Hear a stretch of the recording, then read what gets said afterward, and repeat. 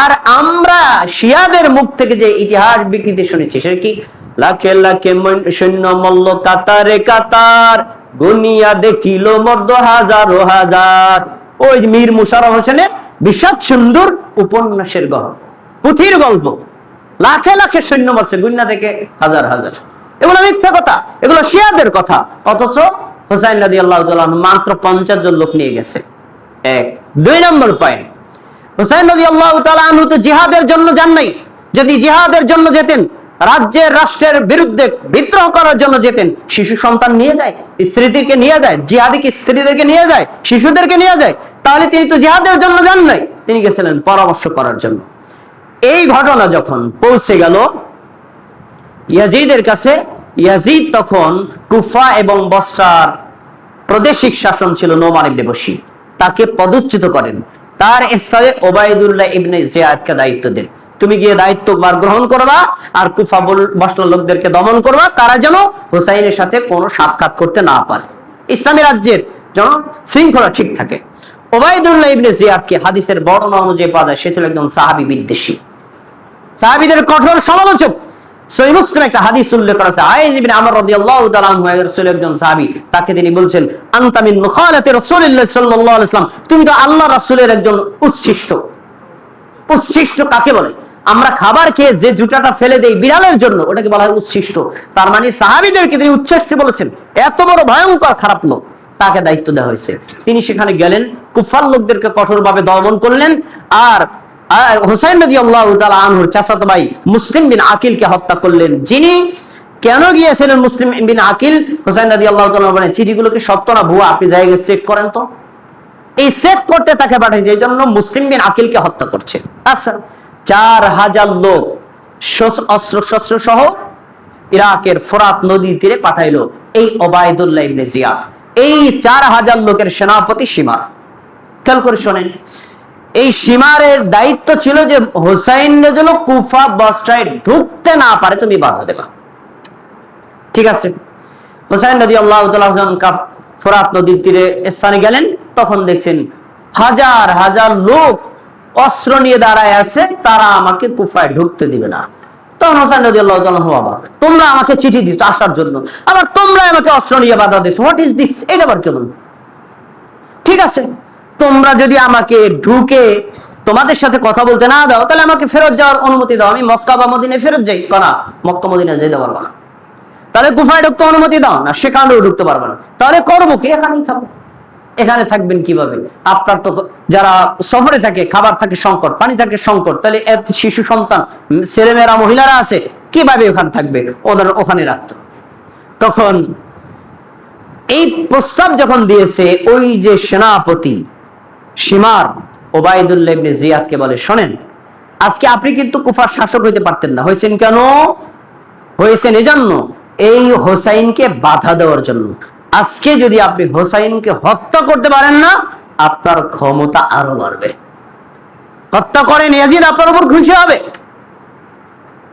তখন ক্ষমতার লোভে ওবায়দুল্লাহ ইবনে জিয়াদ তাকে মক্কায় ফেরত আসতে দেয় না, কুফায় ঢুকতে দেয় না, ওইখানে কোনো পানিপাত করতে দেয় না, খাবার সংগ্রহ করতে দেয় না, যার ফলে বাধ্য হয়ে নিজের জীবন, সন্তানের জীবন, শিশু সন্তানের জীবন, সঙ্গীদের জীবন, স্ত্রীদের জীবন রক্ষা করতে তিনি যুদ্ধ করতে বাধ্য হন।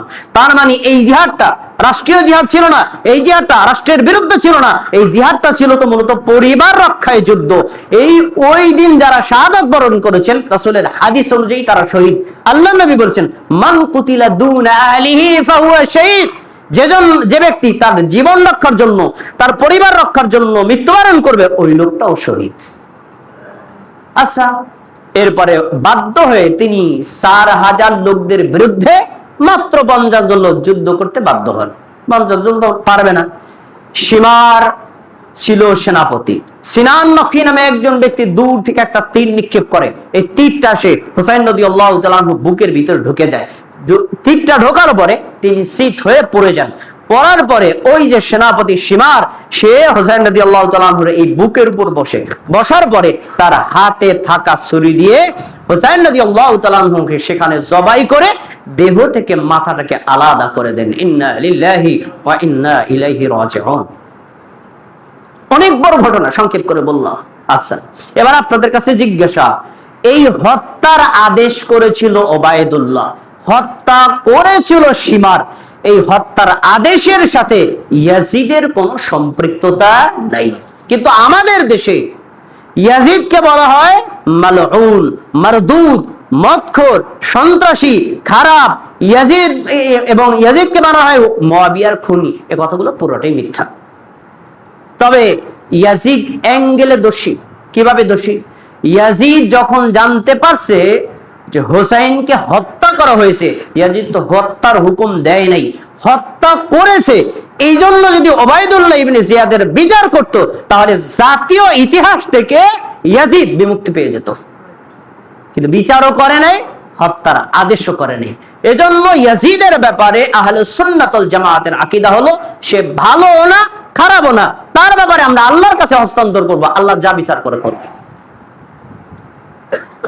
পয়েন্ট আরেকটা, ইয়াজিদ আমরা যদি দোষীও ধরি, ব্যক্তি দোষী, তার জন্য কি তার বাবা দোষী? তার বাবা মুয়াবিয়া রাদিয়াল্লাহু তাআলা কি দোষী? কিন্তু এই শিয়ারা ইয়াজিদকে দোষারোপ তো করেছে, মুয়াবিয়া রাদিয়াল্লাহু তাআলা কে পর্যন্ত দোষারোপ করেছে। এমনকি বাংলাদেশের ঢাকা বিশ্ববিদ্যালয়ের একজন শিক্ষক বলেছে মুয়াবিয়া শয়তান। নাউযু বিল্লাহি মিন যালিক। তাহলে বোঝা যায় যে আমরা শিয়াদের দ্বারা ইতিহাস বিকৃতিতে কতটা বিভ্রান্তের মধ্যে আছি। দেখেন না, আমরা যে সকল গান গজল শুনি তার ভিতরে অধিকাংশই বিকৃতির স্বরূপ। কি বিকৃতি? তো বলা হয় এই যে হুসাইন রাদিয়াল্লাহু তাআলা আনহুর শাহাদাতকে কেন্দ্র করে যে সকল শব্দগুলো আমাদের সমাজে প্রচলিত আছে তার ভিতরে বেশিরভাগই মিথ্যা এবং ইতিহাস বিকৃতির ঘটনা। যে এই হাই হোসেন বলে চাপড়ানোর যে সকল কাজগুলো আমরা করি, এর সাথে রাসূল সাল্লাল্লাহু আলাইহি ওয়াসাল্লাম, সাহাবীগণ এবং তাবেঈগণ, সালফে সালেহিনের কোনো সম্পৃক্ততা নাই। ভাইয়েরা আমার, এই ঘটনা যখন ঘটলো তখন মুসলিম বিশ্ব দুই ভাগে ভাগ হয়ে গেছে। এক, যারা হোসাইনের কঠোর পক্ষপাতী তাদের নাম শিয়া, যারা হোসাইনের কঠোর বিরোধী তাদের নাম নাসিবী। নাসিবীদের দাবি হলো যেহেতু খলিফা একজন হয়ে গেছে, তিনি হলেন ইয়াজিদ, উনি আবার খেলাফতের দাবি করলো কেন? তাহলে উনি বিদ্রোহী, ওনাকে হত্যা করা জায়েজ আছে। এরা হলো চরমপন্থী, এরা হকপন্থী নয়, তারা হলো নাসিবী। আবার এর বিপরীত শিয়ারা বলেছে যে হোসাইন রাদিয়াল্লাহু তাআলা হক প্রতিষ্ঠার জন্য জিহাদ করেছেন, ইয়াজিদ হলো মালউন, তার বিরুদ্ধে জিহাদ করেছেন। এই কথাটাও মিথ্যা, এটাও বিকৃত স্বরূপ। এর উপরও মুসলিমরা বিশ্বাস করে না। মুসলিমরা হলো এল মাঝামাঝি, মুসলিমরা আহলুস সুন্নাত ওয়াল জামাতের অন্তর্ভুক্ত। তারা এই ঘটনাকে কেন্দ্র করে সাহাবীদের দোষারোপ করে না, এই ঘটনাকে কেন্দ্র করে বরং যারা প্রকৃত দোষী তাদেরকেই দোষারোপ করা হয়। প্রকৃত দোষী কারা বলেন তো? হোসেন রাদিয়াল্লাহু আনহুকে ডেকে নিয়েছিল কারা? ইরাকের লোকেরা। আবার ইরাকের লোকেরাই তাকে হত্যা করেছে, ইরাকের লোকেরা কোনো বাধা দেয়নি। এজন্য আব্দুল্লাহ ইবনে ওমর রাদিয়াল্লাহু তাআলা আনহুকে এক লোক প্রশ্ন করছে, হে সাহাবী, আল্লাহ রাসূলের সাহাবী, একজন লোক মুহরিম অবস্থায় যদি মাছি মারে তার হুকুম কি?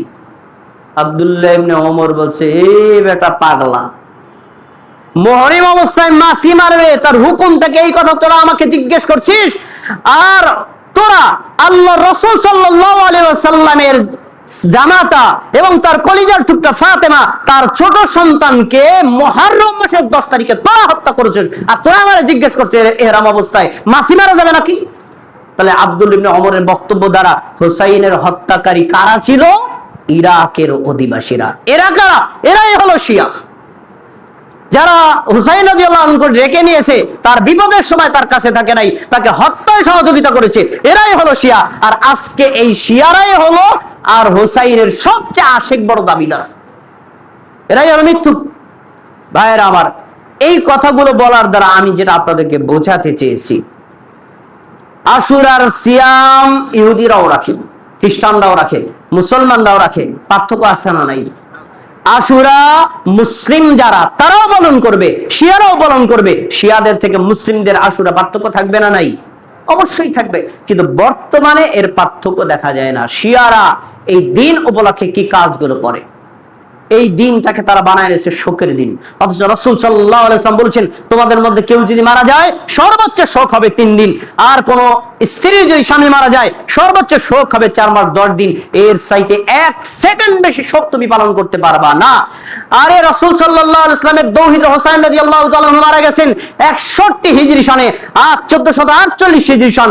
1300 বছর পরেও কি এখন শোকের দিন আছে?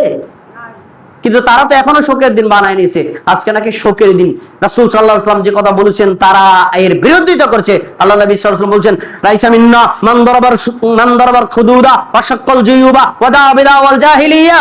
যে ব্যক্তি শোক প্রকাশ করতে গিয়ে গালের উপর আঘাত করে, শরীরের উপর আঘাত করে, জামা ছিঁড়ে ফেলে, যার জাহিলি যুগে ডাকার মতো ডাকে, তাহলে সে ব্যক্তি আমাদের মুসলিমদেরই অন্তর্ভুক্ত না।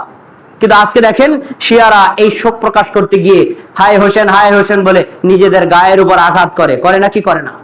রক্তাক্ত করে, নিজের ছুরি দিয়ে নিজের মাথায় আঘাত করে, নিজের শিশু সন্তানকে পর্যন্ত ছুরি দিয়ে আঘাত করে, এতে নাকি না তাদের নেকি হয়। অথচ রাসূল সাল্লাল্লাহু আলাইহি ওয়াসাল্লাম এভাবে শোক পালন করতে নিষেধ করেছেন। তারা এটাকে শোকের দিন বানায় নিয়েছে। তারা আজকের দিন উপলক্ষে কি কাজ করবে? সেই মুহররম মাসের 1 তারিখ থেকে 10 তারিখ পর্যন্ত শোকের কর্মদিবস ঘোষণা করে। এই দিন এই কাজ। আর 10তম দিনে সকালবেলায় তারা ঢাকা শহরের বিভিন্ন জেলায় দেখবেন, ঢাকা শহর সহ বিভিন্ন জেলায় তারা শোক মিছিল করে। তীর, ঘোড়া, মল্লম, তারপর আরো তলোয়ার, এগুলো নিয়ে যুদ্ধের মহড়া দেয়। কিসের ভাই আপনারা কিসের মহড়া দেন? হুসাইন রাদিয়াল্লাহু তাআলা আনহুর হত্যার প্রতিশোধ নেওয়ার জন্য। হাস্যকর না? পাগলা কাজ না? এমনকি এত বড় ভয়ঙ্কর তারা কাজ করে। হোসেন রাদিয়াল্লাহু তাআলা আনহুর নামে কেক তৈরি করে, এই কেক কেটে খেলে নাকি নেকি হয়, এই আশা তারা পোষণ করে। হোসেন রাদিয়াল্লাহু তাআলা আনহুর নামে ভুয়া কবর তৈরি করে, সেই কবরকে তারা বানায় নিছে তাজিয়া, আর এটা নিয়ে তারা মিছিল করে।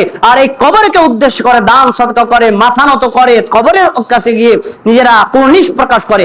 একদম হিন্দুদের মতো কর্ম। এই সকল কর্মের সাথে মুসলিমদের কোনো সম্পর্ক থাকতে পারে না। আমরা তো শিয়া নই, আমরা মুসলিম।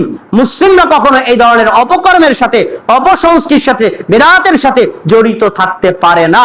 বরং আমরা এখান থেকে যে শিক্ষাটা নেব সে হলো, হোসেন রাদিয়াল্লাহু তাআলা আনহুকে যারা শাহাদাত বরণ করিয়েছিলেন তারা অপরাধী। হোসেন রাদিয়াল্লাহু তাআলা আনহু সহ যারা শাহাদাত বরণ করেছিলেন তারা প্রত্যেকেই শহীদ। আমরা দোয়া করছি, আল্লাহ তুমি তাদেরকে সবাইকে জান্নাতুল ফেরদাউস দান করো, বলো আমিন। আর এই ঘটনা থেকে যে শিক্ষা সেটা হলো, আমরা মুসলিমরা কখনো পরস্পর একজন আরেকজনকে খুন করব না, হত্যা করব না, কারণ আমরা সবাই মুসলিম। মুসলিম এক মুসলিমের উপর দয়াশীল হবে, আর মুসলিম অমুসলিমদের উপর হবে কঠোর। তারা যে কাজটা করেছিল এটা ছিল জুলুম, আর এই জুলুমের বিচার আল্লাহ অটোমেটিক করেই দিয়েছেন। কিভাবে? যেই ওবাইদুল্লাহ ইবনে জিয়াদ হোসেন রাদিয়াল্লাহু তাআলা আনহু তার পরিবারকে সহ হত্যা করেছিল, সেই ওবাইদুল্লাহ ইবনে জিয়াদ বেশি দিন ক্ষমতায় টিকতে পারে নাই। কিছুদিন পরে মুখতার সাকাফি নামে একটা গোষ্ঠী তাদেরকে এমন ভাবে হত্যা করেছে, আল্লাহ তার জুলুমের বদলা নিয়ে নিয়েছেন। এজন্য ক্ষমতা অস্থায়ী, কিন্তু ক্ষমতার শিক্ষাটা হবে স্থায়ী। আমরা যারা ক্ষমতায় থাকবো কখনো অন্যের উপর জুলুম করব না। জুলুমের ক্ষতি দুনিয়াতেও হয়, আখিরাতেও হয়। আল্লাহ রাব্বুল আলামিন এই ধরনের জুলুম থেকে আমাদের সবাইকে হেফাজতে থাকার তৌফিক দান করুন। আমরা আজকে যারা রোজা রেখেছি, আল্লাহ তাআলা আমাদের সকলের রোজাকে কবুল করে নিন এবং আগামীকালকে যেন আমরা রাখতে পারি সেই